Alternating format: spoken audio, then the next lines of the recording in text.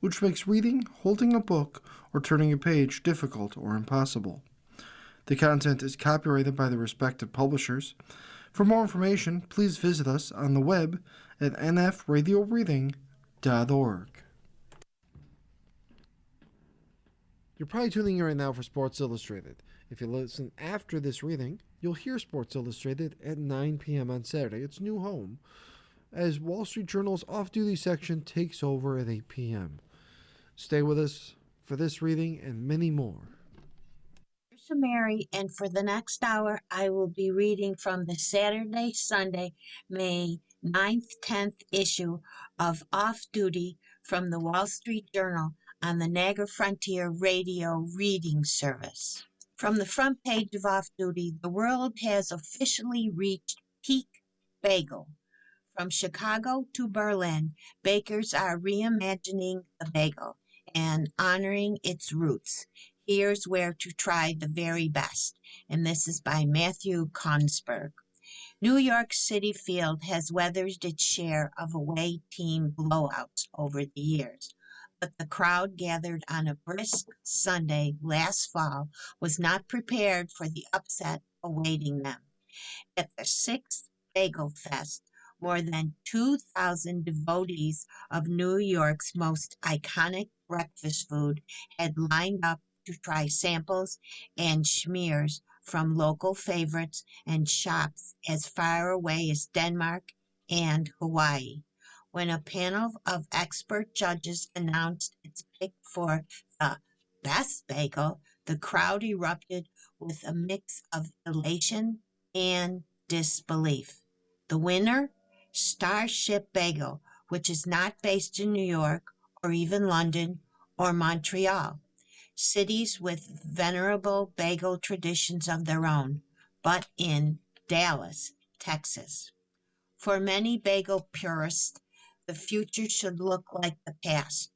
True New York bagels today are made in such the same way they were when they were brought over by Jewish immigrants from Poland in the 19th century. Few had succeeded in replicating them outside the region until places like Starship Bagel came along and shattered New Yorkers' long-held belief that great bagels could only come from their own backyard. At the same time, flavors inspired by places like Mexico and Japan are showing up alongside more conventional sesame and poppy seed varieties, while shops like Pop-Up Bagel and Apollo Bagels have found new audiences by veering away from old techniques. When I first started with this, I had a pretty rigid idea that a bagel has to be traditional New York-style bagel to be a bagel, said Sam Silverman, the president of Up Bagel, which produces Bagel Fest. There's been an evolution, broadening the scope and definition of what a bagel is, and I don't think it's a bad thing.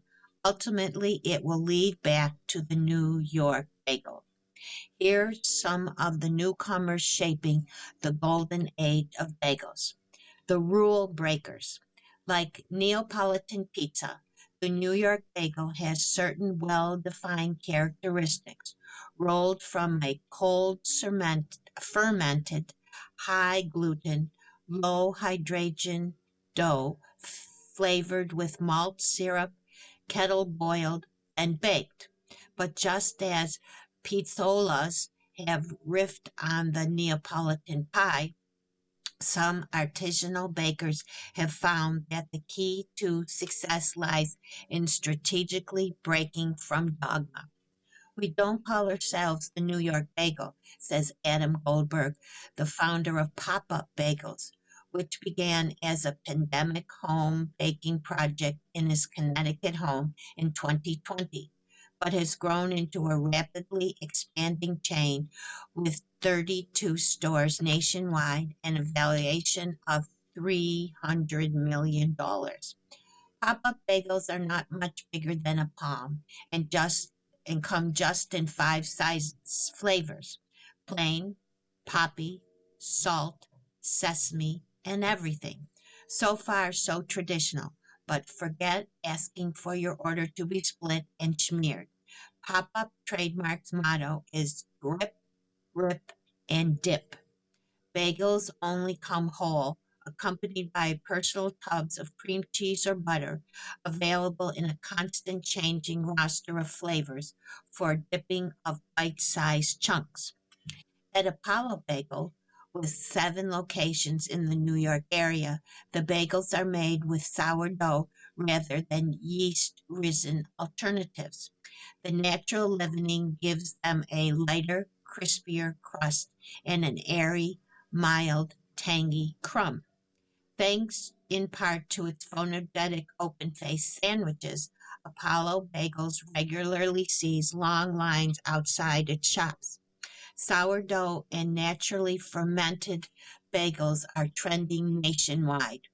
Courage Bagels of Los Angeles was an early star, with others like Fancy Bagel of Kingston, New York, and Wood Fired All or Nothing Bagels in Nashville, Tennessee, later joining them on the bandwagon. Apollo Bagels, the order. The open faced bagel sandwich with white fish salad, mustard, pickled peppers, and dill combines classic flavors with contemporary style. The shingles of cucumber add texture and a veneer of virtue, and it costs $15 at Apollo Bagel, which has 7 locations in New York and New Jersey. The Experimentalist at Bagel Joint in Greenport, Brooklyn. The mission is to do the least traditional thing the most traditional way possible, says Will Sachs, who owns the shop with his wife, Lanty Ho, originally from Taiwan. That means seeking out flavors far beyond the realm of sesame and poppy. Along with the classic, the shop also offers bagels imbued with ingredients like saffron, Korean januk, and miso. The Bagel Joint, which is in Brooklyn, New York. The order, the tuna bacon BLT features smoked tuna, thinly sliced and grilled until crisp. Put it on a miso bagel with nori and salt for a kosher friendly bridge between Jewish and Japanese traditions. And the price for this bagel joint bagel is $13 and it is in Brooklyn, New York. Bagelsmiths outside the Jewish diaspora are bringing their own backgrounds into their creations. The Rise Bagel in Irvine, California, owner John Park draws from both his Korean heritage and his Orange County surroundings. One of Rise's sandwiches include egg, cheese, bulgogi, kimchi, and cream cheese flavored with a dipping sauce. Another features a futake, which is a Japanese seasoning bagel served open-faced and topped with Japanese 7-Eleven style egg salad, Niji cream cheese, and a jammy boiled egg. The shop won Best of the West at the first Bagel Fest West in Los Angeles last month. Felix Zapata, meanwhile, took the Mexican flavors he knew and loved and applied them to bagels for roscas in Chicago's Pilsen neighborhood, which he launched in 2025. He honed his craft during the pandemic, developing flavors like red mole topped with sesame and the Mexican everything spice blended that includes garlic, onion, toasted cumin, and chili with a hint of lime. The Moonrise Bagel, which is in Woodstock, New York, Poughkeepsie, New York, Manhattan, and ships nationwide through Gold Belly. The order is a bacon, cheese, and eggs bagel stuffed. Makes the popular breakfast sandwich more portable. Boiling before baking is labor intensive but laudable and nod to the old school technology, and it costs $11. for Allie Chick Rhodes and her husband Jeremy Rhodes of Moonrise Bagel, it's what's on the inside that counts. Founded in Woodstock, New York in 2021, Moonrise makes bagels stuffed with fillings like tomato sauce and cheese. Even as they veer far off the script, the couple maintains a commitment to traditional boiling and baking, keeping its integrity as a bagel was really important to us, says the Rhodes. The traditionalists bring bagels. New Yorkers visit family outside of the region. It's long been a familiar request. But some far flung shops have gotten so good at the craft that they're actually reversed the flow of bagel migrations, says Owen Solomon of Starship Bagel. The biggest honor for me was when people told me that they're bringing suitcases of Starship to New York. A Starship Bagel, 3 locations in the Dallas Fort Worth metro area. The order, the Eggy Thing Bagel, sees an extra rich egg bagel topped with the eternal popular Everything Spice blend, and it's $3 plain and $5 with a schmear. In places where the average customer's baseline bagel is one from Dunkin' or Panera Bread, committing to the time and effort needed for quality bagels isn't just a business decision, it's also a personal one. We had to create a reference point for people here who don't know bagels and to give people who knew bagels something to remind them of home, says Lawrence Farber of Potcheck Bagel in Knoxville, Tennessee. The Potcheck Bagel, which is in Knoxville, Tennessee. The order, the sesame bagel is lovely on its own, or spackled with a smear of lox cream cheese, and it's $3 plain and $6 with the smear.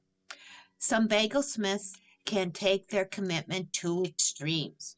For Joshua Pollock, the New Jersey-born proprietor of Rosenberg's Bagel and Delicatessen in Denver, making an authentic New York bagel starts with producing authentic New York water, which many consider essential.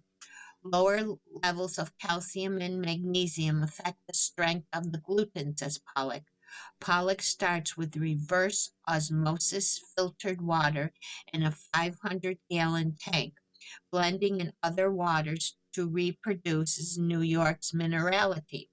For serious bakers who want to bring bagels to customers who have never tried the genuine article, the farther a shop is from Manhattan, the greater the weight of tradition and representation, says Laurel.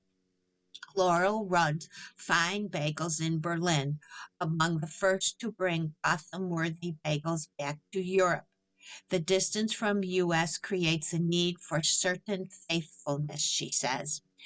A familiar ethos can be found at places like London's It's Bagel and Ghost Bagel in Lugano, Switzerland. Rather than riff on flavors and methods, this new crop of bagelsmiths in Europe lean hard into the tradition.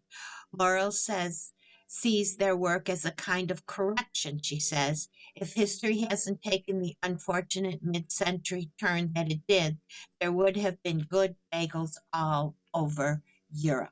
You're listening to the reading of articles and features from Off Duty from the Wall Street Journal on the Niagara Frontier Radio Reading Service. Another bagel article, We've Reached Peak Bagel, plus a best-selling author's advice on career pivots and the increasingly big business of man brands. And this is by Natalie Barr. For many bagel purists, the future should look like the past, reporter Matthew Konsberg writes for this week's off-duty cover. The New York bagel has been widely accepted as a gold standard for the classic breakfast food, and New Yorkers proudly believe that the best bagels come from their own backyard. As a Manhattan-born, Long Island-raised Jew myself, my bagel stance are firm. If you toast a fresh bagel, I will question your morals. This is why it's surprising that at the most recent Bagel Fest at New York City's City Field, the award for Best Bagel went to Starship Bagel, based in Dallas, Texas. When I first started with this, I had a pretty rigid idea that a bagel has to be a traditional New York style bagel to be a bagel, says Sam Silverman, the president of Bagel Up, which produces Bagel Fest. There's been an evolution broadening the scope and definition of what a bagel is, and I don't think it's a bad thing. Ultimately, it will lead back to the New York bagel, and we have heard this before in the first article.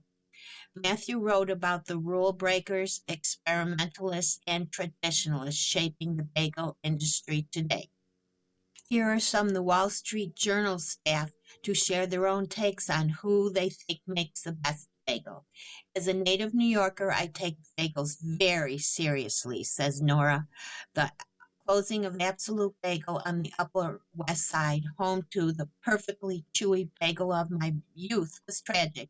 I have yet to try the new one that opened in the same location, although I've heard good things. Bo's Bagel Uptown is another favorite. It doesn't skimp on the anything seasoning, and you can watch them make them fresh behind the counter. Scott says, need bagels in Philadelphia. It's a small shop in Society Hill, just off Washington Square.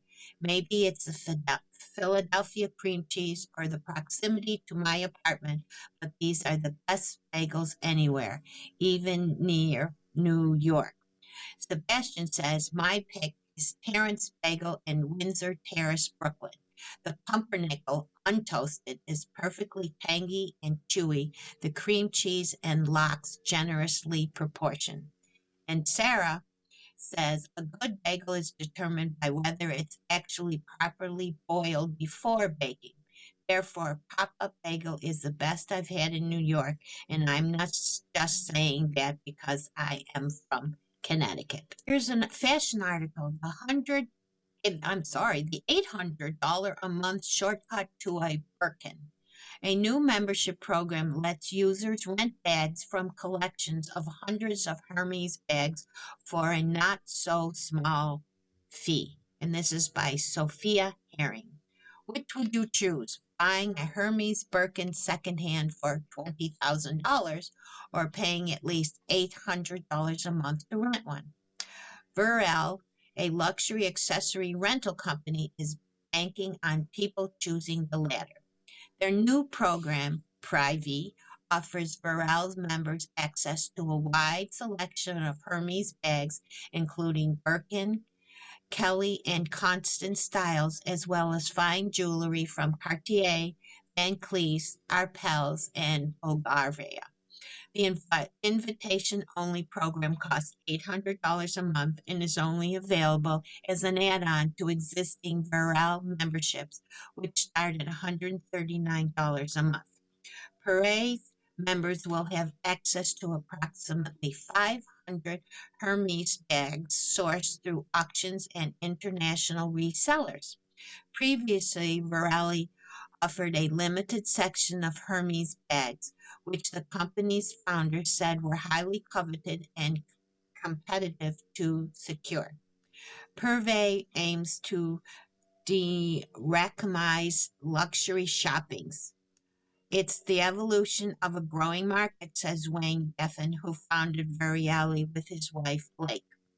Purvey members will have to pay at least $9,600 over the course of the year to get their hands on a Birkin, a price that is challenging to justify for some who see luxury handbags as an investment.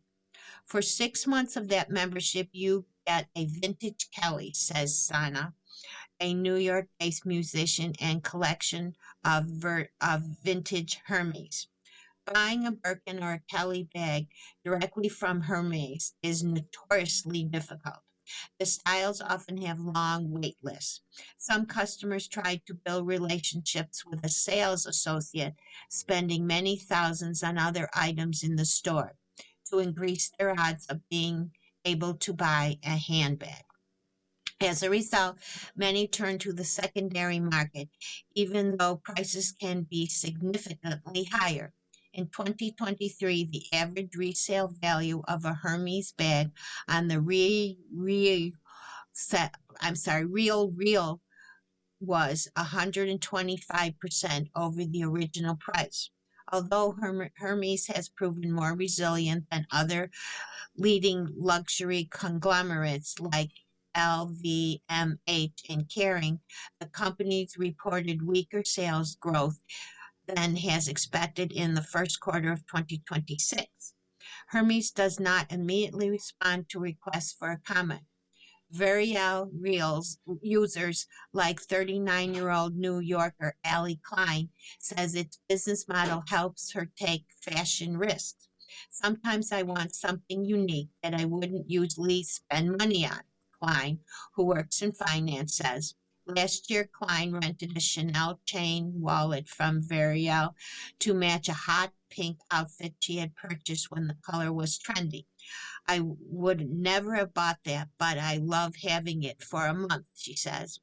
Klein plans to sign up her furry, she added, but some who are willing to pay for the service might have to wait. It's an invite only program, and longtime Variel members will be prioritized. Wayne says they receive more than double the amount of requests to join Perry than they had expected. Variel has 5 membership tiers, and users can either rent one or 2 items at a time, depending on their status. Klein currently pays $239 a month for a premium version of the starter tier. Whether customers borrow a Dior saddle or a Chanel flap, they can keep it as long as they wish, as long as they pay the membership fee, or swap a bag for another style after 30 days. Members can also purchase rented items, including Hermes bags, at a discount. Blake came up with the idea for Variel. I'm going to spell this for you because I'm not sure I'm pronouncing it right. Vivrelle. While planning her wedding, she was hoping to borrow accessories, she said, but the market wasn't there. The newlyweds developed a business plan while on their honeymoon in the Maldives in 2018. The Geffens launched the company later that year with a model used by other companies like Bag, Borrow, or Steal, and by rotation. Representatives for Veriel said the company is on track to surpass $120 million in annual recurring revenue this year, reflecting approximately 200% year-over-year growth since 2025.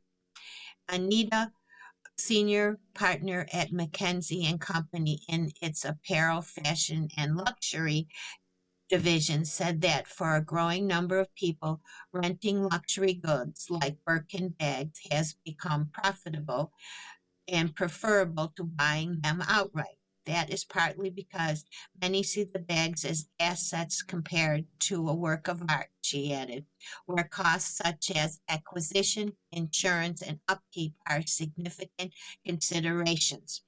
In a more uncertain market, flexibility and access become more attractive, says Anna. Another fashion article, how mall brands won big at the Met Gala. There was a discrete power shift at fashion's biggest night, and this is by Xavi Liber. Among all the fashion labels worn by stars on the Met Gala red carpet Monday night, 2 brands seemed out of place. Gap and Zara. Kendall Jenner wore a flowing Greek-inspired cotton gown by Gap Studio, a premier line the company debuted last year. Bad Bunny wore a black custom tuxedo from Zara and prosthetics that made him look elderly, seemingly a nodded to the aging bodies sections of the costume art exhibit the gala feted. Stevie Nicks wore a blue Zara gown with jewelry from Tiffany & Company. These pieces didn't come off the rack. Gap's creations were by Zach Posen, a veteran red carpet designer who joined the company in 2024. The Zara gown worn by Nix was from John Galliano, the British fashion legend who signed a 2-year creative partnership with the Spanish fast fashion giant in March. Still, the two mass mall brands found prime placement on the A-listers during fashion's biggest night, signal a power shift at the Met Gala and within fashion at large, highlighting which companies have the funds to pay for the spotlight right now. Budgets have been slashed. That is the reality, says Todd Chimera, chief executive and founder of the commercial talent agency that represents celebrities for brand endorsements. Fashion labels typically foot the bill for creating the Met's costly red carpet looks, but some are scaling back because they can't afford every major occasion. They are trying to figure out where their payoffs are. Is it the Oscars, the Met, Cannes, said Chimera. Saint Laurent, a Kering owned sponsorship of this year's event, dressed over a dozen celebrities. Some other luxury brands were notably sparse on this year's red carpet. Gucci, which has been a hit with multi-year sales slump, dressed only 2 stars, the same number as the fashion giant Zara. Spain's iDirect reported 28.1 billion euros in net sales at its flagship Zara brand for fiscal year 2025. Along with investing in a couturier like Galliano, it is showing it can also dress stars like Nix and Bad Bunny, who wore Zara for a Super Bowl halftime show as well. Zara's got deep pockets, says Shimura. He said such a brand invest pays off because when fashion from accessible brands show up on the red carpet, it becomes much more exciting for everyone else and not just a small percentage of people who can afford the fashion houses. A spokesman for Zara declined to comment.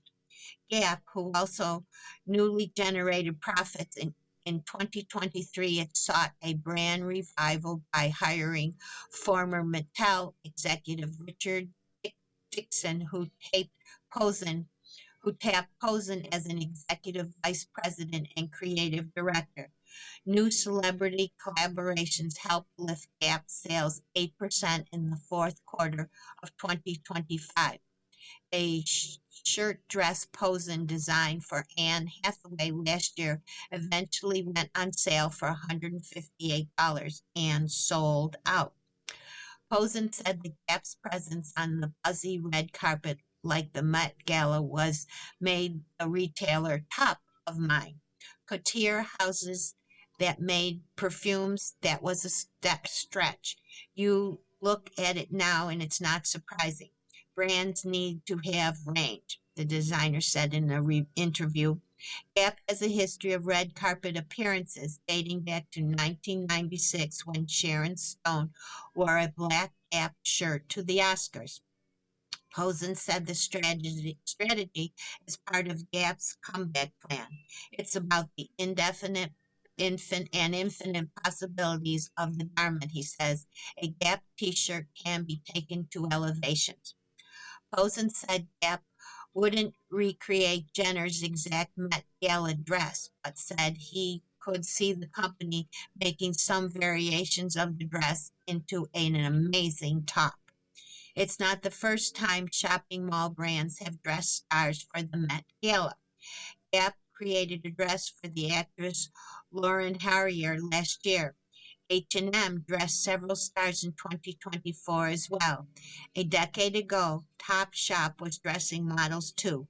A spot on the Met Gala carpet can shift their reputation, says Winnie Midsfort, co-creator of the Brazil-based fashion Instagram Achieve. Check the tag. To get a better sense of who has power at the Met Gala, you can also look at who bought tables. Tickets to the Met Gala cost $100,000 a seat, and tables start at $350,000. As the luxury market is squeezed, players outside the high-end fashion industry have stepped in to fill a party that was once populated with the more elite brands.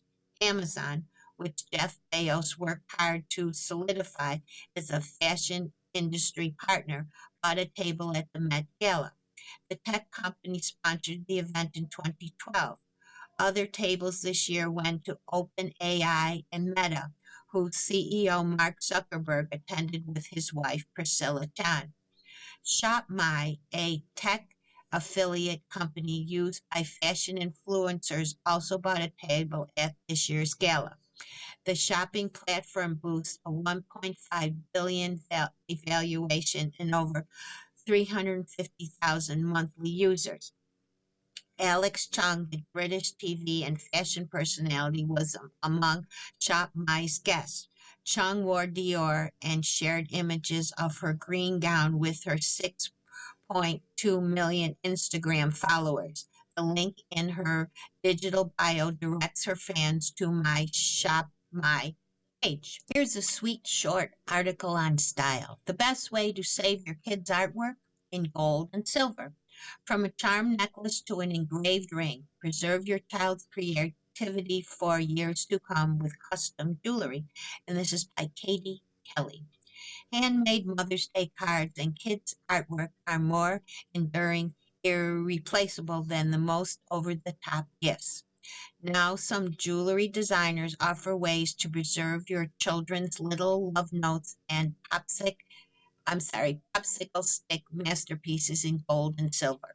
Below, 6 ways to combine treasured memories with precious metal and stone.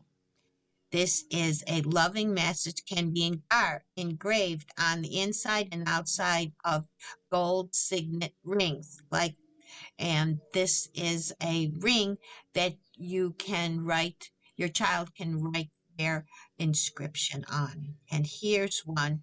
You can build out your own charm stack with tiny little gold envelopes, and you can inscribe a short and sweet note into the sterling silver letters that slide inside.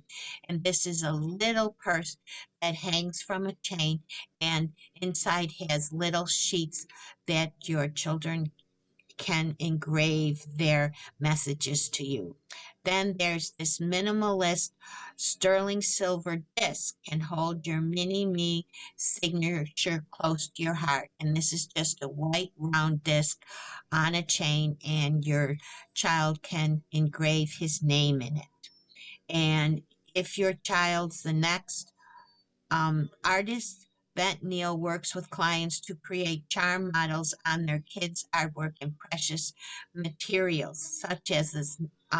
We have a necklace, and the child has made their own picture, and then the picture is put on as a gold charm. Happy Mother's Day. Another fashion article. Menswear is in its nice era, a 5-point guide to standing out. How to look really nice, not just mesh. And this is by Ashley Clark.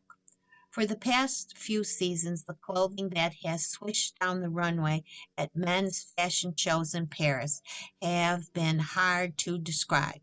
Not because the deluge of oversized, neutrally toned shirts and trousers were profound or avant-garde, but because they summoned the famously flaccid adjective writers avoid at all costs. They were nice. This observation has not been unique to me. A recent article in the Business of Fashion characterized the trend of nice clothes as an epidemic.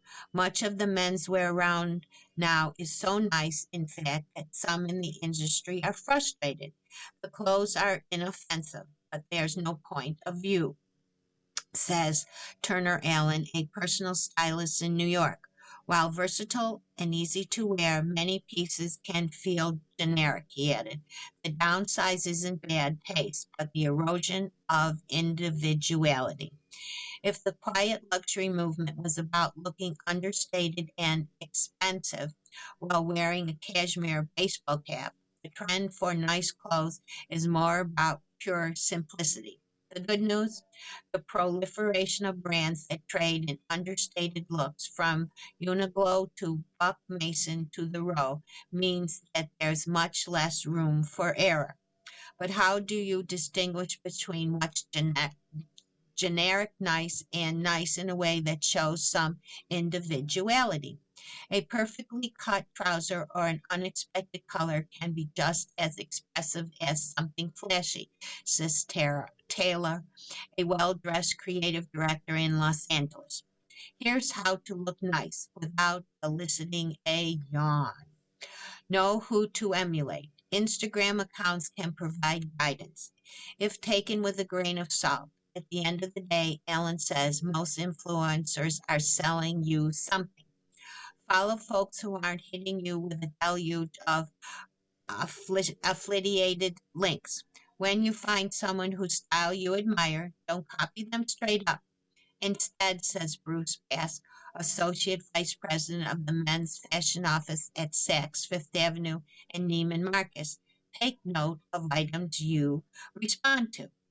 It's worth following Bass to see how he blends the casual with the polished, combining, say, tweed jackets with striped business shirts and baseball caps. Other accounts worth checking out: at Fits of Fatherhood, which provides style inspiration for busy dads; at Tom Home Style, which plays with Japanese Americana and Ivy style; and at Fitting In Now, the workwear focused account by Houston based influencer Lauren Fizzer. Elevate your undershirt. Cameron Goshi, a style conscious energy consultant in Oklahoma City, asked himself, how do I make what I'm wearing more interesting without adding a bunch of insane things? The 31-year-old recently landed on a simple trick: switching up his plain white undershirt. He now favors the $62 off-white knit t-shirts from Buck Mason. Their ribbed weaves work well layered beneath a beige button-up shirt or a chore coat. When the fabric underneath has character, it adds more dimension to something that would otherwise look very normal, Caution says. Play with texture. Beyond undershirts, texture plays an important role. I think about texture probably more than silhouette, says Jeremy Kirkland, 40, the founder of menswear podcast Blamo. He recently went to dinner in a mostly black ensemble of silk rip stop coat from Japanese brand A. Pressy, faded canvas carpenter pants, and a matte poplin shirt. If I'm wearing the same color, the contrast of texture is so important, Kirkland says, adding that dressing in one tone can otherwise read cartoonish. If anything is minimal, if everything is minimal, says Allen, introduce one lived-in element like a worn leather or suede jacket. He recommends Todd Snyder's $998 Dylan suede jacket. Its 8 silver buttons, slightly cropped trucker fit, and color range from pistachio green to dusty pink make it beyond plain so nice. Accessorize simply. Accessories are the easiest way to inject personality into an outfit, says Allen. That's not a signal to channel your I'm, inner Liberace. A black or brown leather belt, a textured bag, a silver bracelet, or a pendant necklace are low risk, high impact ways to introduce character without disrupting the overall ease of the outfit. Allen says British jeweler Monica, sim- simple silver bracelet starting at $175. Hit the right note. So do Veronica's $75 bracelets made from woven gray cord with a silver closure detail. Find subtle ways to stand out. While the untrained eye may dismiss Parisian Blend's Lamier chinos as near identical to a far less expensive Uniqlo pair, certain clothes possess subtle variations in fit, color, and fabric that can justify a higher price. Kirkland favors the roughly $300 wool shirts from Batoner, which look plain from afar but have a super subtle stripe or houndstooth pattern. I admit my own vanity, he says. I do like to buy things that not every single person has.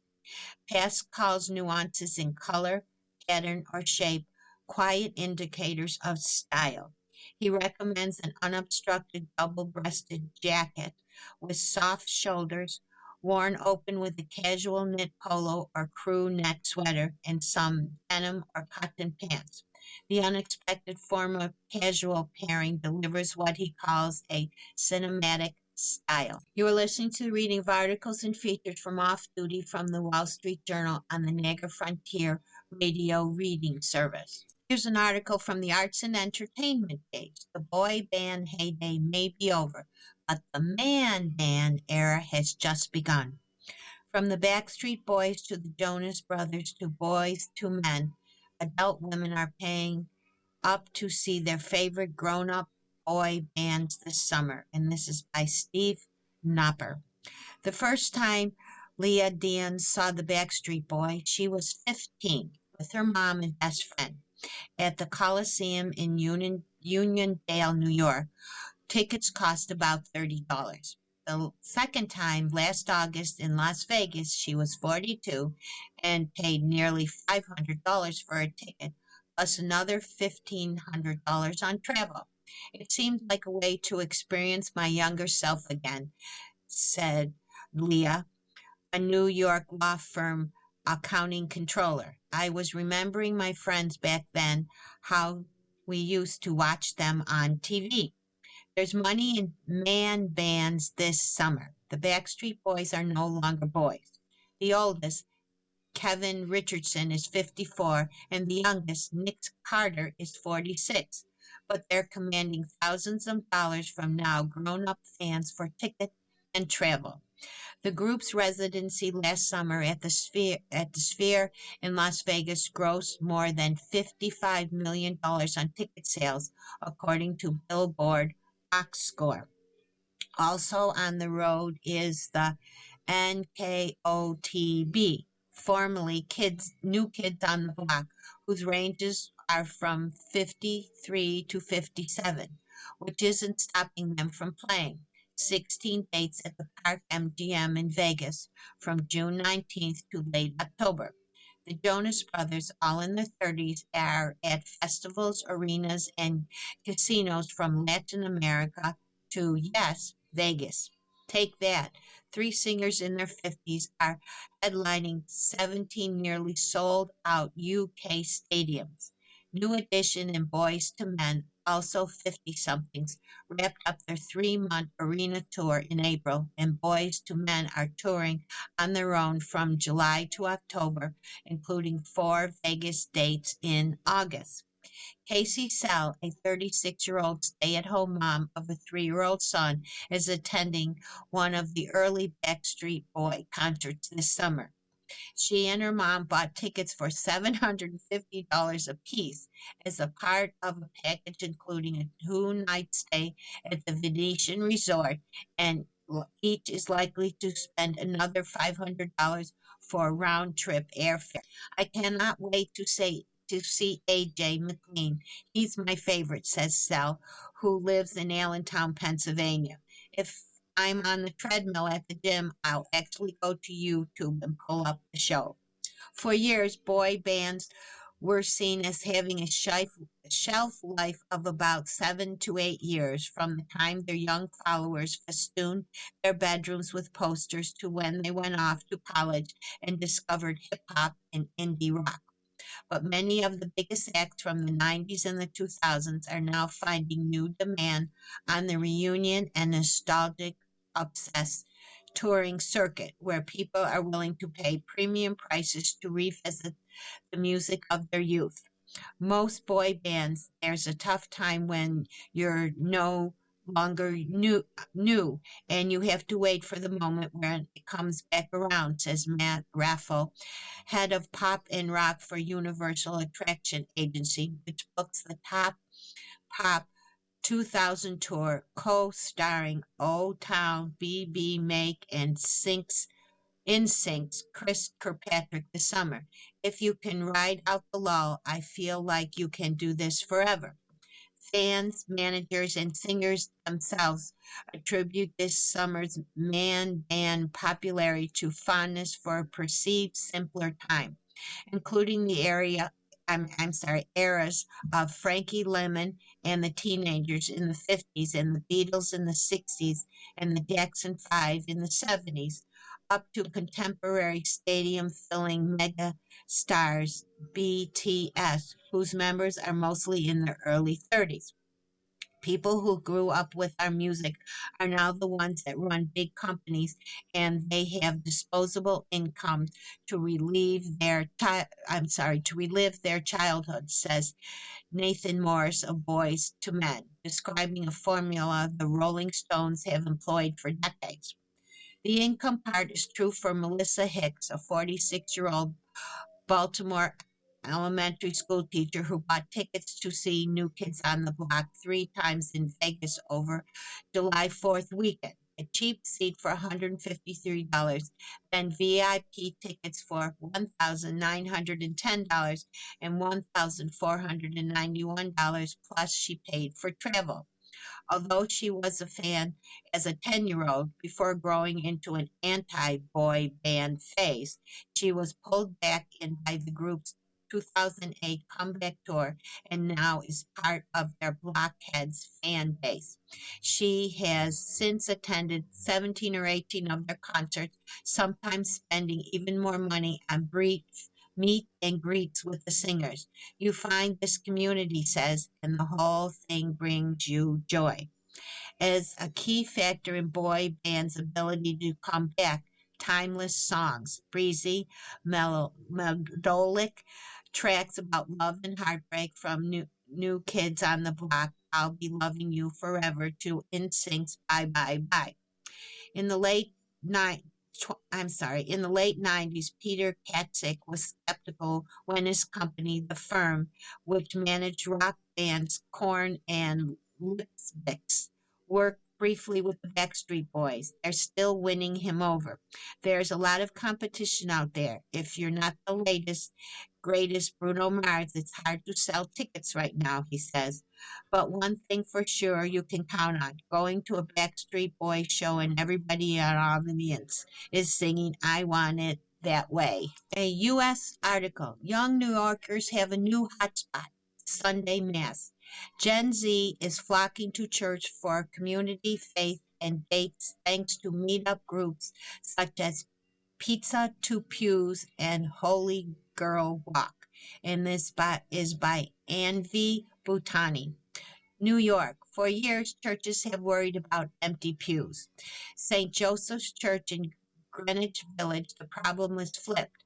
There isn't enough room. At a recent 6 p.m. Sunday Mass felt like a sold-out event. Every inch of pew space was filled, mostly with young adults. Latecomers squeezed into makeshift pews of plastic folding chairs or stood shoulder to shoulder in the foyer, peering through glass doors. Others squatted on balcony steps or leaned against walls for the roughly 90-minute service. When Eucharistic ministers moved through aisles to distribute communion, they had to tiptoe around knees and handbags. An hour earlier, many of the same worshipers had been eating pizza. For the past month, two 20-something, Anthony Gross and Kate Betrow, have hosted Pizza to Pews, a pre-mass meetup at the Pizza Box nearby. More than 100 young adults showed up the first week. By the third, it was 200. Some drive in from Long Island, others take the train from Boston. Then, like a field trip, the group walks to church together. Nobody wants to go to Mass alone, says Gross, 22, who moved to New York from Wisconsin last summer and found St. Joe's, as it is known, after asking ChatGPT where to find a young Catholic community. Better than going to a bar and spending $400. Gross is part of a measurable shift.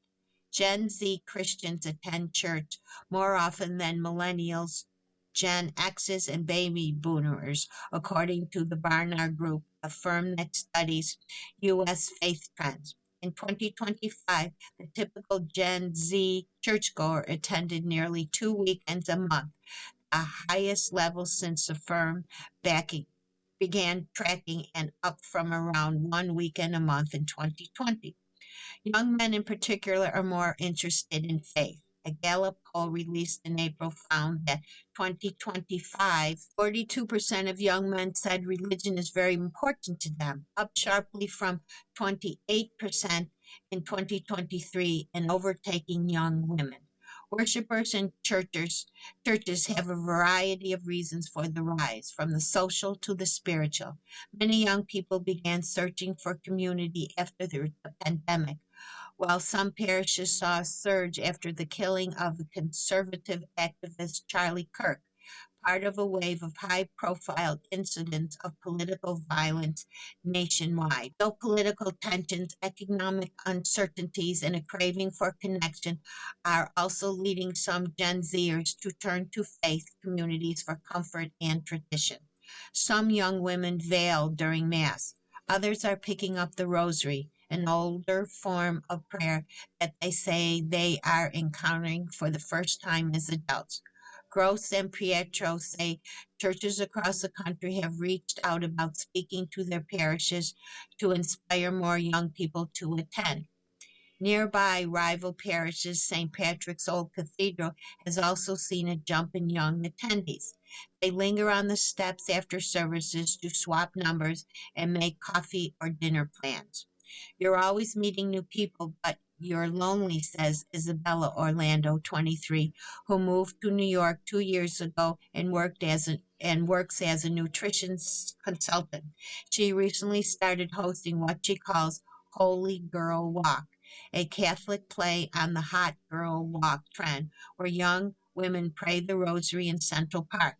Her first event drew about 50 women, and the second has more than 150 signups after a video went viral. Some passersby heard the group playing and simply joined in. This is about meeting people rooted in the same values as you, Orlando says. Taylor Donahue, 25, grew up outside Philadelphia in a household that was, as she put it, Christian, but not really going to church. She skipped services throughout 4 years of college. Then she moved to New York and started attending a non-denominational parish near Times Square, Fount Church, with friends. I've grown so much in my faith, she says. I don't know if I didn't move to New York.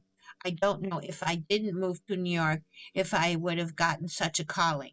Now Sunday is a ritual. Dress up, meet friends at 10 a.m. or noon services, sometimes get brunch afterwards. My wholesome Sundays, she calls them, posting videos of her church outfits and routines to nearly a 500,000 TikTok followers. In New York, a city full of options, even church going has become something of a rotation. I feel like I'm cheating on Epiphany, joked one young woman who came to Pizza to Pews with her sister, referring to the Church of the Epiphany, another parish nearby. The resurgence is spilling into dating. Catholic matchmaking platforms Sacred Spark launched 6 months ago and says New York has become one of the fastest growing hubs. The clergy isn't blind to the romantic energy among congregationists. During a recent homily, a priest went there. There is only one reason one goes to Mass, he said the crowd, the love of God. He paused, but I hear there's another reason too. Smiles spread across the pews. There is great excitement about falling in love with a pretty girl.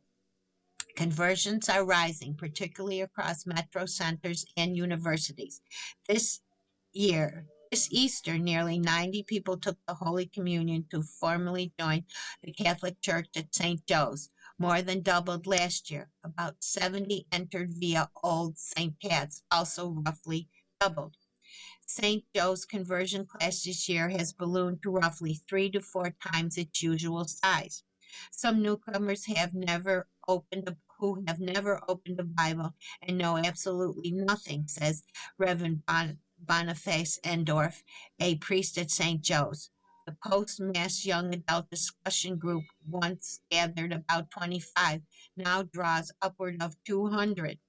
Church leaders are considering adding Mass times and an additional spring conversion class, something traditionally reserved for fall.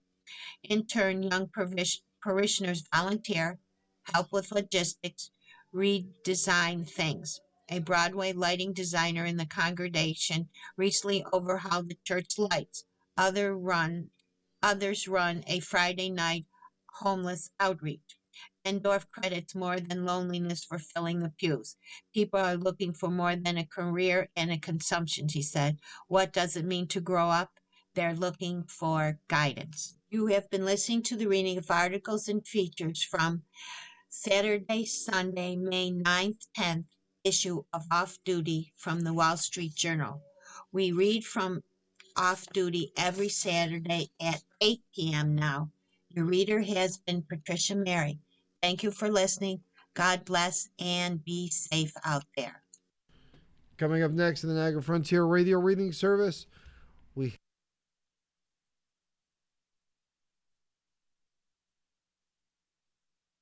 have Sports Illustrated. At 10 o'clock, we have The Athletic. And at 11 o'clock, we have episode number 3 of King Sorrow by Joe Hill. Stay with us for these readings and more.